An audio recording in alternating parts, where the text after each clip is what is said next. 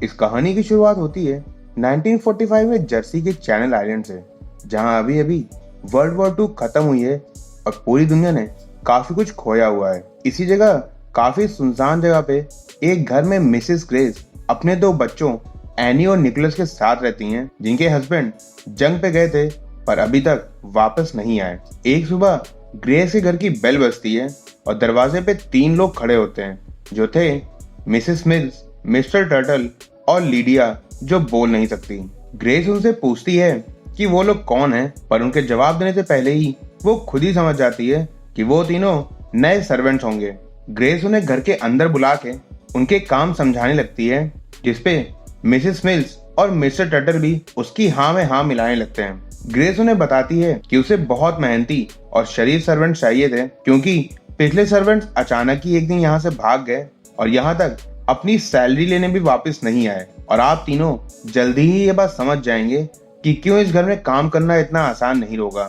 साथ ही साथ ग्रेस उन तीनों को घर के कुछ बहुत ज्यादा सीरियस रूल्स बताती है, जैसे कि जब तक एक कमरे का दरवाजा बंद ना कर लिया जाए तब तक दूसरा दरवाजा नहीं खोलना है, पियानो कभी भी नहीं बजने देना है क्योंकि ग्रेस को शोर पसंद नहीं, और घर का कोई भी पर्दा खुला नहीं रहना चाहिए क्योंकि उसके बच्चे एनी और निकोलस, उन दोनों को रोशनी से एलर्जी होती है। ग्रेस मिसेस मिल्स को अपने बच्चों से मिलवाती है, जो एकदम अंधेरे कमरे में बैठे होते हैं। मिसेस मिल्स बच्चों से मिलती हैं और कहती हैं कि वो उनकी नई केयर टेकर हैं। लंच के टाइम एनी बोलती है कि उसे टोस्ट एकदम पसंद नहीं आ रहा, जिसपे मिसेस मिल्स कहती हैं कि वो इसलिए क्योंकि पहले कोई और बनाता था, पर अब वो लोग चले गए हैं और वापस नहीं आएंगे। और निकोलस बोलता है ठीक उसी तरह जैसे डैडी चले गए। तभी एनी और निकोलस में बहस हो जाती है, क्योंकि एनी को अभी भी इस बात पे भरोसा है कि उसके डैड एक दिन वापस जरूर आएंगे। एनी मिसेस मिल से कहती है कि आप हम लोगों को छोड़ के मत जाइएगा। हालांकि बाकियों ने भी यही कहा था कि वो नहीं जाएंगे, पर वो चले गए और उनके साथ हादसा हो गया।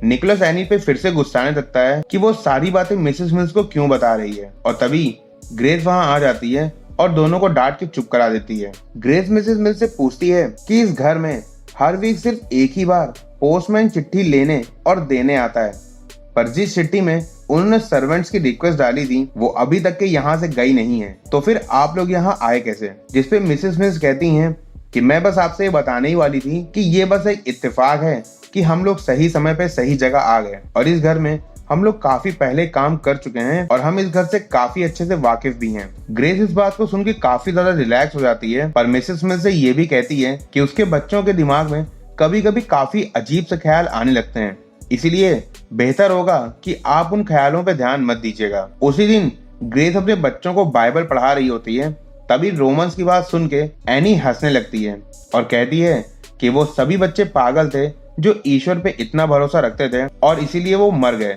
अगर मैं होती तो मन ही मन ईश्वर पे यकीन भी रखती, पर ये बात रोमन से कभी ना कहती। जिसपे ग्रेस उससे पूछती है तो फिर झूठ बोलने पे मरने के बाद की सजा और नरक का आखिर तुम क्या करती? और उसके बाद वो दोनों बच्चों को अलग अलग रूम में जाके पढ़ने को बोलती है। निकोलस कहता है कि हम अकेले में डर जाते हैं और अगर भूत आया तो क्या करेंगे? जिसपे ग्रेस कहती है कि कोई भूत नहीं आएगा, और एनी को डांट देती है कि जरूर तुम्ही ने इसे फिर से भूत की कहानियां सुनाई होंगी। ग्रेस रूम के बाहर आके सारे पर्दे बंद कर देती है क्योंकि एनी को वहां से गुजरना था, और बाद में वापस आके निकोलस से कहती है कि अगर कभी भी तुम्हें भूत सताए तो बस ईश्वर को याद कर लेना। थोड़ी ही देर बाद ग्रेस को किसी के रोने की आवाज सुनाई देती है। वो तुरंत दौड़ के निकोलस के पास जाती है, पर वो एकदम ठीक होता है। तभी वो दौड़ के एनी के पास जाती है, पर उसे भी कुछ नहीं हुआ होता। ग्रेस एनी से पूछती है कि क्या तुम्हें भी वो रोने की आवाजें सुनाई दी थी? जिसपे एनी बोलती है कि वो मैं नहीं रो रही थी, बल्कि वो विक्टर था। मैंने उससे बोला भी कि मुझे परेशान मत करो, मुझे पढ़ना है, पर विक्टर ने मुझसे यहाँ से चले जाने को बोला। और साथ ही साथ बताती है कि विक्टर के फादर बाहर हॉल में सोफे पे ही बैठे हैं और उन्हें पियानो बहुत ज्यादा पसंद है। वैसे मैंने उन्हें मना भी किया कि पियानो को टच करना इस घर में अलाउ नहीं, पर फिर भी वो मेरी बात नहीं मानते। और ग्रेस गुस्सा के बोलती है कि एनी तुम शरारत करना बंद करो, मैं अभी बाहर से ही आई हूँ और सोफे पे कोई भी नहीं बैठा। तभी ग्रेस देखती है कि घर का एक गेट खुला रह गया है, जिसपे वो सारे सर्वेंट्स को बहुत ज्यादा डांटती है, पर मिसेस मिल्स का यही कहना होता है कि उनमें से किसी ने भी ये गेट नहीं खोला। आधी रात में एनी अचानक निकोलस को उठा के कहती है कि देखो विक्टर ने फिर से सारे पर्दे खोल दिए हैं, और अचानक एनी किसी अनजान आवाज से बहस करने लगती है, जिसकी आवाज तो आती है पर कोई भी नजर नहीं आता। निकोलस ये सुन के बहुत ज्यादा डर के चिल्लाने लगता है और कहता है कि तुम फिर मुझे हॉरर स्टोरीज मत सुनाओ, और अगर विक्टर सच में है तो उससे बोलो कि मुझे छुए और अपने होने का एहसास दिलाए। और उसके सोने के बाद अचानक कोई हाथ आके निकोलस को टच करता है और निकोलस डर जाता है। ग्रेस उसकी आवाज सुन के वहां आती है और एनी को डांट के ईश्वर से माफी मांगने को कहती है, पर एनी भी उससे बहस करके बोलती है कि वो उस झूठ के लिए माफी नहीं मांगेगी जो उसने बोला ही नहीं। पर फिर भी ग्रेस उसे बाइबल पढ़ते रहने की सजा देती है। एक दिन ग्रेस मिसेस मिल से कहती है कि लीडिया जरा जरा से काम के लिए फ्लोर पे इतना दौड़ भाग करती है, इसीलिए उसे समझाएं कि शोर जरा कम किया करें। और मिसेस मिल्स भी ओके बोल के बात को खत्म कर देती हैं। उसी जगह कुछ ही मिनटों बाद ग्रेस को फिर से फ्लोर पे काफी तेज से किसी के चलने की आवाज आती है और इस बार ग्रेस बहुत ज्यादा गुस्सा आ जाती है। पर अगले ही पल उसकी नजर पड़ती है कि लीडिया उसके सामने ही खिड़की के बाहर खड़ी हुई है। वो तुरंत भाग के ऊपर जाने लगती है और सीढ़ियों पे बैठी एनी से पूछती है कि क्या तुमने भी वो आवाज सुनी। पर इस बार एनी कुछ भी बताने से मना कर देती है, क्योंकि सच बोलने की सजा उसको एक बार मिल चुकी थी। पर बार बार रिक्वेस्ट करने पे एनी बताती है कि वो लोग सामने वाले उस रूम में हैं। ग्रेस उस रूम में जाती है और देखती है कि वहां सफेद पर्दों में मदर मैरी और काफी बाकी का सामान रखा होता है। और तभी कोई उस रूम का गेट बंद करके वहां से चला जाता है। ग्रेस दौड़ के उसके पीछा करती है और कुछ लोगों के बात करने की आवाज भी सुनती है, पर उसे कोई भी नजर नहीं आता। ग्रेस इस बार बहुत ज्यादा डर जाती है और समझ जाती है कि एनी झूठ नहीं बोल रही थी। एनी भी ग्रेस को एक स्केच दिखा के बोलती है कि उसने विक्टर और उसके मॉम डैड के साथ एक बूढ़ी औरत को भी देखा है, जिनके स्केच के ऊपर कुछ नंबर्स भी लिखे होते हैं। असल में वो नंबर्स इस चीज को रिप्रेजेंट कर रहे थे कि एनी ने किस पर्सन को कितनी बार देखा है, जिसमें सबसे ज्यादा बार एनी ने सिर्फ उस बूढ़ी औरत को देखा होता है। ग्रेस तुरंत मिसेस टर्टल को बुलाती है और सारे घर के पर्दे हटा के अच्छी तरह से तलाशी करने लगती है, पर उसे कुछ भी नहीं मिलता। ग्रेस को उसी दौरान एक एल्बम मिलता है जिसमें हर फोटो में लोगों की आंखें बंद होती हैं। मिसेस मिल्स उसे बताती हैं कि ये नॉर्मल नहीं बल्कि मुर्दों का एल्बम है, जहां पुराने समय में लोग अपनों की यादें ताजा करने के लिए आखिरी समय में उनकी फोटो क्लिक करके एल्बम में रख लिया करते थे। रात में ग्रेस मिसेस मिल्स से पूछती है कि आपने कहा था कि आप लोग यहाँ पहले भी काम कर चुके हैं, तो आप लोग यहाँ करते क्या थे। और मिसेस मिल्स बताती है कि हम टोटल यहाँ पे 15 लोग काम किया करते थे। एक रोज अचानक हमारे मालिक हमें छोड़ के चले गए और बाद में सिर्फ हम 3 ही लोग बचे रह गए। कुछ ही टाइम बाद पूरे एरिया में ट्यूबरकुलोसिस फैल गया और बाद में ये एरिया खाली करवा लिया गया। उसके बाद ग्रेस सोने चली जाती है, पर तभी उसे पियानो की आवाज सुनाई देती है। वो दौड़ के उस रूम में जाती है, पर अचानक गेट बंद होता देख के वो फिर से डर जाती है। अगली सुबह ग्रेस चर्च के लिए निकल जाती है, क्योंकि काफी लंबे टाइम से फादर ने उसकी किसी भी चिट्ठी का कोई रिप्लाई नहीं दिया होता। इसीलिए वो डिसाइड करती है कि वो खुद ही चर्च जाएगी और फादर को बुला लेगी। पर मिसेस मिल्स उसे समझाती हैं कि वो अभी बाहर मत जाए, क्योंकि मौसम बहुत ज्यादा खराब है। पर ग्रेस उनकी बात नहीं सुनती और साथ ही साथ मिस्टर टर्टल से भी कहती है कि वो पूरे एरिया को अच्छी तरह से साफ करें और सारी कब्र चेक करें, क्योंकि उसे विक्टर और उसकी फैमिली के बारे में और भी इंफॉर्मेशन इकट्ठा करनी है। और ग्रेस के वहां से जाने के बाद मिसेस मिल्स और मिस्टर टर्टल किसी राज को छुपाने की बात करते हैं और मिस्टर टर्टल पत्तों से एक कब्र को ढक देते हैं। जंगल की साइड काफी ज्यादा कोहरा अचानक बढ़ने लगता है और थोड़ी देर बाद ग्रेस को कुछ भी नजर नहीं आता और अगले ही पल उसकी नजर पड़ती है कि उसका हस्बैंड वापस आ गया है। ग्रेस बहुत ज्यादा खुश होती है और उसे अपने साथ घर ले आती है, पर मिसेस मिल्स उसके हस्बैंड को देख के बहुत हैरान हो जाती हैं, पर कुछ भी कहती नहीं। एनी और निकोलस भी अपने फादर से मिलकर बहुत खुश होते हैं, पर डिनर के टाइम उनका फादर यानी चार्ल्स नीचे नहीं आता और रूम में ही बस एक ही पोजीशन में लेट के आराम करता रहता है। तभी ग्रेस और एनी में एक बार फिर बहस हो जाती है और मिसेस मिल्स अकेले एनी से कहती हैं कि तुम परेशान मत हो, कुछ ही दिन में सब कुछ ठीक हो जाएगा। और बाद में मिसेस मिल्स और मिस्टर टर्टल आपस में बात करने लगते हैं कि बच्चे तो हमारी बात समझ जाएंगे, पर ग्रेस उनके लिए प्रॉब्लम बन सकती है। पर असल में वो किस प्रॉब्लम की बात कर रहे होते हैं ये बात वो क्लियरली मेंशन नहीं करते।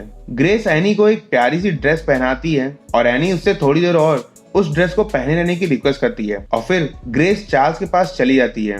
पर चार्ल्स अब काफी बदला हुआ है और कोई भी रिस्पॉन्स नहीं करता। ग्रेस भी अब इस बात को महसूस कर सकती थी और काफी दुखी होती है और तभी वो एनी के पास वापस जाती है और देखती है कि उसकी ड्रेस में कोई और बच्ची बैठी है। ग्रेस बहुत डर जाती है और उस पर हमला कर देती है और अचानक देखती है कि वो कोई और नहीं बल्कि एनी ही थी जो रोने लगती है। तभी मिसेस मिल्स आके उसे बचाती हैं और ग्रेस से कहती हैं कि उसे थोड़ा शांत रहना चाहिए। ग्रेस रूम में आके चेंज करती है और चार्ल्स के थोड़ा करीब जाने की कोशिश करती है, पर चार्ल्स उससे कहता है कि वो बस ग्रेस और बच्चों से मिलने आया था, पर अब उसे वापस जाना होगा क्योंकि जंग अभी खत्म नहीं हुई। वो दोनों किस करते हैं और सो जाते हैं, पर जब ग्रेस उठती है तो चार्ल्स वहां नहीं होता। तभी अचानक ग्रेस को बच्चों के चिल्लाने की आवाज आती है, जिसपे ग्रेस देखती है कि किसी ने पूरे घर से सारे पर्दे हटा दिए हैं। ग्रेस बहुत ज्यादा गुस्सा हो जाती है और तीनों सर्वेंट्स के सामने गन निकाल लेती है और मिसेस मिल्स उससे बोलती हैं कि उन लोगों में से किसी ने भी ये नहीं किया और वो थोड़ा शांत रहे। शाम में एनी और निकोलस दोनों में लड़ाई होने लगती है जब एनी बोलती है कि मॉम ने उस पर हमला कर दिया था और वो पागल हो गई हैं, और ये कह के वो जंगल की तरफ भाग जाती है अपने पापा को ढूंढने, और निकोलस भी उसके पीछे पीछे चला जाता है। ग्रेस उसी रात घर में विक्टर की फैमिली के और सबूत ढूंढने लगती है और तभी उसकी नजर एक फोटो पे पड़ती है जो असल में मुर्दों के एल्बम की फोटो थी, और उसमें मिसेस मिल्स, मिस्टर टटल और लीडिया की फोटो लगी होती है, जिसपे वो तुरंत समझ जाती है कि असल में ये तीनों जिंदा नहीं हैं बल्कि मर चुके हैं। और ठीक उसी वक्त उधर जंगल में भी एनी और निकोलस को भी उन लोग की कब्र मिल जाती है। ग्रेस गन लेके तुरंत बच्चों की तरफ भागती है और उन्हें प्रोटेक्ट करने के लिए उन्हें घर भेज देती है और उन लोग पे गन चलाने लगती है, पर मिसेस मिल्स उससे बोलती हैं कि आप अपनी बुलेट्स को वेस्ट मत करिए, हम तो ऑलरेडी कई साल पहले टीवी से मर चुके हैं। घर पे एनी और निकोलस एक कबर्ड के अंदर छुप जाते हैं, पर तभी अचानक कोई उस कबर्ड को खोल लेता है और सामने खड़ी होती है वही बूढ़ी औरत जिसे एनी ने स्केच में बनाया था। एनी और निकोलस उस बूढ़ी औरत को देख के बहुत कस के चिल्लाते हैं और बच्चों की चीखें सुन के ग्रेस बहुत डर जाती है, और घर के बाहर खड़ी मिसेस मिल्स ग्रेस से बोलती हैं कि मैम अब बहुत देर हो चुकी है, आपको अभी ऊपर जाना होगा, उन अनजान लोग से मिलना होगा, उनसे बात करनी होगी और अपने बच्चों को उनसे बचाना होगा। आप देर मत करिए और अभी तुरंत वहां जाइए। रूम में जाते ही ग्रेस एकदम हैरान हो जाती है क्योंकि वहां उसकी नजर एक टेबल पे पड़ती है जिसके चारों तरफ विक्टर की फैमिली और वही बूढ़ी औरत बैठे थे। वो बूढ़ी औरत किसी आत्मा से बातें कर रही होती है और तभी किनारे बैठी एनी उठ के उसके पास आती है और वो बूढ़ी औरत उससे पूछती है कि बताओ तुम्हारे साथ क्या हुआ था, जिसका मतलब ये था कि उस घर में विक्टर की फैमिली नहीं बल्कि वो ग्रेस की फैमिली थी जो आत्मा बन के रह रही थी। एनी बूढ़ी औरत को बताती है कि उसकी मॉम ने पापा के मरने के बाद दोनों बच्चों को भी जहर देके मार दिया और फिर खुद भी सुसाइड कर ली। विक्टर की फैमिली डिसाइड करती है कि वो लोग मॉर्निंग होते ही ये घर छोड़ के चले जाएंगे, और ग्रेस बहुत दुखी होके अपने बच्चों से माफी मांगती है। मिसेस मिल्स ग्रेस से बोलती हैं कि मैं कब से आपको यही बताना चाहती थी, पर वो सही समय नहीं था, इसीलिए मैंने चुप रहना बेहतर समझा। हर बार यही होता है जब कोई नई फैमिली आती है, पर कुछ ही समय बाद आप लोगों से डर के वहां से चली जाती है, पर आप परेशान ना होइए क्योंकि अब वो लोग जा रहे हैं और अब सब कुछ ठीक है। अगली सुबह विक्टर की फैमिली वहां से चली जाती है और यही रीजन था कि क्यों चर्च से फादर ने कभी किसी लेटर का रिप्लाई नहीं दिया, क्यों उसका भेजा हुआ लेटर कभी कोई पोस्टमैन लेके नहीं गया, और क्यों उसके बच्चे रोशनी से इतना डरते थे। तो यार ये थी आज की कहानी जो मैं उम्मीद करता हूँ कि तुम लोगों को पसंद जरूर आई होगी। अब सबसे पहले तो मैं तुम लोगों को बहुत बहुत थैंक यू बोलना चाहता हूँ, क्योंकि सही बताऊं तो ये पहली बार था जब मुझे अपने किसी भी वीडियो के कमेंट सेक्शन में इतना ज्यादा पॉजिटिव रिस्पांस देखने को मिला। उसके लिए तुम सभी को बहुत बहुत बहुत थैंक यू। और यहाँ तक कई लोगों ने अपने सजेशंस भी शेयर करे और मैं प्रॉमिस करता हूँ कि उन सभी चीजों को ध्यान में रखते हुए आगे का कंटेंट और भी बेहतर करता जाऊंगा। बस तुम लोग साथ बनाए रखना और ऐसे ही पॉजिटिव रिस्पॉन्स देते रहना। बाकी अगर आज का वीडियो पसंद आया हो तो उसे लाइक और शेयर जरूर करना, और मैं ऐसी अमेजिंग स्टोरीज लाता रहता हूँ, तो उन्हें मिस ना करने के लिए मेरे चैनल फिल्मी फुटेज को सब्सक्राइब करके वो बेल आइकन जरूर बजाना। अब मिलूंगा जल्दी तुमसे किसी नई अमेजिंग स्टोरी के साथ, तब तक के लिए बाय बाय।